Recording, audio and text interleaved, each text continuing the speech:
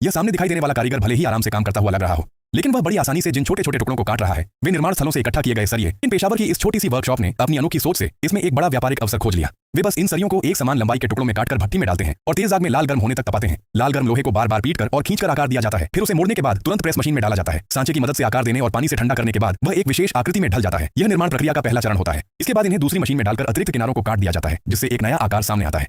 अब तक क्या आप अंदाजा लगा पाए हैं कि ये लोग क्या बना रहे हैं? एक तरफ छेद बनाकर केवल प्रारंभिक आकार तैयार होता है, लेकिन अभी अंतिम उत्पाद बनने में कई महत्वपूर्ण प्रक्रियाएं बाकी हैं। सबसे पहले गोल छेद के किनारों को चिकना किया जाता है, फिर उसे खराद मशीन पर विशेष चक में कस दिया जाता है।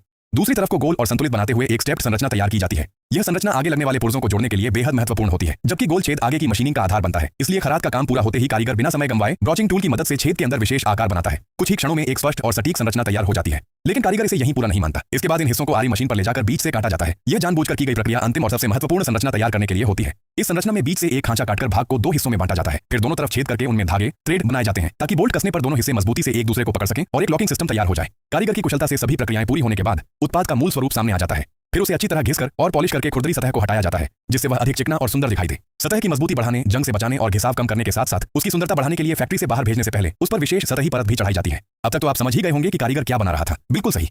पूरी तरह सूखने और फिनिशिंग होने के बाद दूसरी तरफ बनी स्टेप्ड संरचना पर एक लंबा पैडल जोड़ दिया जाता है। इस तरह कबाड़ के सरिये को पुनर्चक्रित करके इस छोटी सी वर्कशॉप में एक मोटरसाइकिल किक स्टार्टर लीवर तैयार किया जाता है।